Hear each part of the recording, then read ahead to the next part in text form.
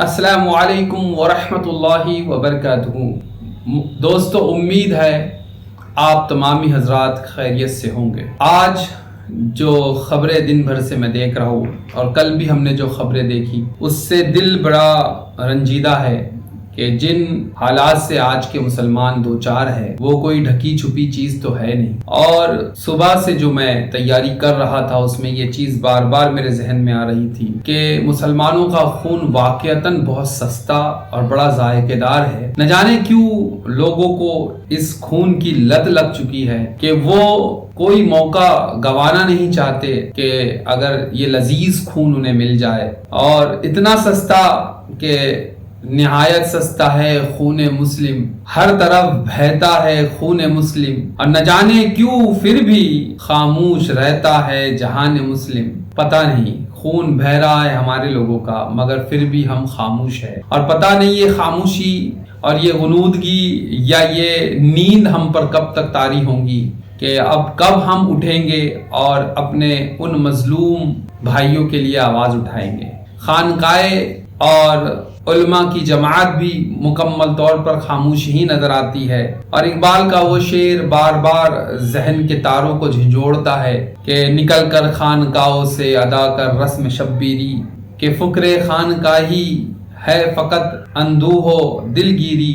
اور ایک بات تو اور اقبال نے بڑی پیاری کہی، وہ کہتے ہیں کہ ہو گیا مانند آب ارزا مسلمان کا خون، مضطرب تو ہے کہ تیرا دل نہیں دانائے راز۔ اقبال کی فکر تو 100 سال پہلے بھی یہی باتیں کہہ رہی تھی، مگر آج پوری دنیا کا یہی حال ہے کہ جہاں بھی مسلمانوں کا خون چکھنے کا موقع آتا ہے تو لوگ اس خون کو چکھ ہی لیتے ہیں۔ کل جو ممبئی جے پور ایکسپریس میں جو واقعہ پیش آیا، اس نے وہ واقعہ چیخ چیخ کر کہہ رہا ہے کہ مسلمانوں، اب تم اس ملک کے اندر ایک بڑی مصیبت سے دوچار ہو۔ جو نفرت کا زہر لوگوں کے دلوں میں گھولا جا چکا اور اس کے اثرات اب مرتب ہونا بھی شروع ہو گئے ہیں۔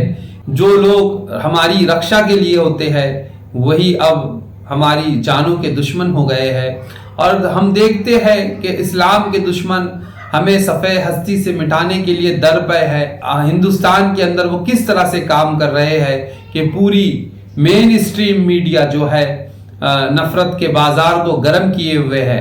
لیکن بڑے تعجب کی بات ہے، دیکھو یہ دو تصویریں ہیں، یہ شخص بھی رو رہا ہے اور یہ شخص بھی رو رہا ہے، یہ دونوں شخص رو رہے ہیں۔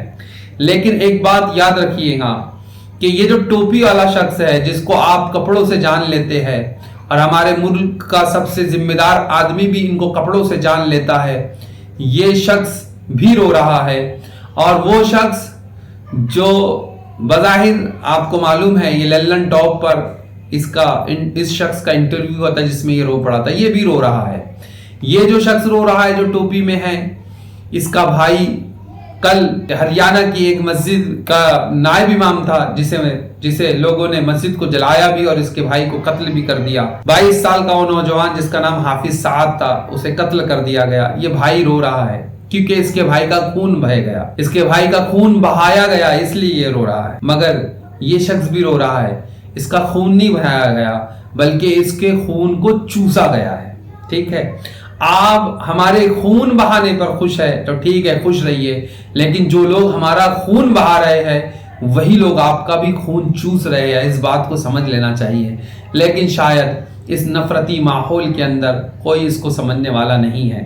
وہ 4 لوگ جن کو بے دردی کے ساتھ اس شخص نے قتل کیا ٹرین کے اندر، جس کا نام چیتن سنگھ تھا، تو اس شخص نے نہ صرف ان 4 لوگوں کے بچوں کو یتیم کیا ہے بلکہ اس شخص نے خود اپنے بچوں کی زندگی کو بھی برباد کر دیا، کہ یہ سننے میں آ رہا ہے کہ یہ بھی 2 بچوں کا باپ ہے۔ یاد رکھیے، آپ لوگ ستا کی سنک کے اندر، ستا کے جنون کے اندر آپ کو لوگ جو ہے قاتل بنا رہے ہیں، اور آپ خوشی خوشی سے اس کو اختیار بھی کر رہے ہو۔ مگر افسوس اس بات کا ہے، مجھے غیروں سے کوئی شکوہ نہیں، اور نہ غیروں سے میں کوئی فریاد کرتا ہوں۔ میری فریاد تو صرف اپنوں سے ہے کہ کب تک خاموشی ہوں گی؟ کیا ہم مر تو نہیں گئے، یا ہمارے ضمیر مر تو نہیں گئے کہ ہم کب تک خاموش رہیں گے؟ قوم سے موٹے موٹے نذرانے لینے والے وہ پیران اعظام، موٹے موٹے نذرانے لینے والے مقررین، قیادت کے دعوے دار، اور وہ لوگ جو اشعار پڑھ پڑھ کر لوگوں کی جیبوں کو چونا لگا رہے ہیں، میں ان لوگوں سے پوچھنا چاہتا ہوں کہ تم کب تک خاموش رہو گے؟ ارے کچھ کر نہیں سکتے تو کم سے کم بولنا تو سیکھے کہ آج مسلمانوں پر جس طرح ظلم و ستم ہو رہا ہے اس کے ذمہ دار کہیں نہ کہیں ہماری سیاسی اور مذہبی قیادت بھی ہے۔ بس لے دے کر ایک دو افراد ہے جو اس کے اوپر بولتے ہیں، وگرنہ سب کو صاف سونگا ہوا نظر آتا ہے۔ آج وقت ہے کم سے کم ظلم کے خلاف آواز تو اٹھائے۔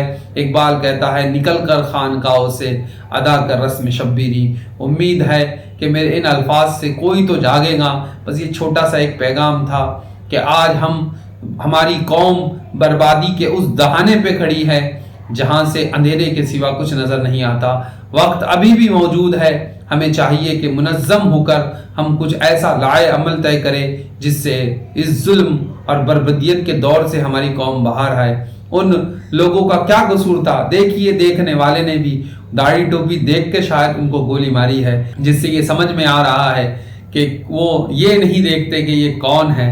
بس اگر اس کی شفاعت، جیسا کہ ہمارے ملک کے سب سے ذمہ دار آدمی نے کہا کہ ان لوگوں کو آپ کپڑوں سے جان سکتے ہیں، تو اس نے برابر کپڑوں سے جان کر، چہرے سے جان کر ہی ان کو شوٹ کیا ہے۔ یہ ایک دردناک اور بھیانک قسم کا معاملہ ہے، لیکن اس کے اوپر جس طرح سے مین اسٹریم میڈیا خاموش ہے، بلکہ وہ تو آپ لوگوں کا یعنی ہمارا پرماننٹ سولوشن ڈھونڈنے میں لگے ہوئے ہیں، پرماننٹ علاج ڈھونڈنے میں لگے ہوئے ہیں۔ شاید ان کے نزدیک پرماننٹ علاج ہمارا یہی ہے کہ وہ لوگ ہمارا بہتا ہوا خون دیکھنا چاہتے ہیں اور اس کا ذائقہ بار بار لینا چاہتے ہیں۔ اللہ آپ کی، ہماری اور سب کی حفاظت کرے۔ ہم تو دعا یہی کریں گے کہ اس ملک میں امن و سکون رہے، لیکن جن لوگوں نے بازار گرم کیا ہے نفرتوں کا، وہ لوگ یاد رکھ رہے کہ یہ آگ جو ہے ضرور بالضرور تمہارے گھروں کو بھی جلسا کے ہی چھوڑیں گی۔ اللہ ہم سب کا حامی و ناصر ہو، اور جو لوگ اس بربدیت کا شکار ہو رہے ہیں وہ کبھی اپنے آپ کو تنہا نہ سمجھے۔ کم سے کم ہم قلبی اعتبار سے ان کے ساتھ ضرور ہے اور ضرور ان کے ساتھ رہیں گے۔ اللہ ہم تمام کو خیر و عافیت کی زندگی نصیب فرمائے۔ السلام علیکم ورحمۃ اللہ وبرکاتہ۔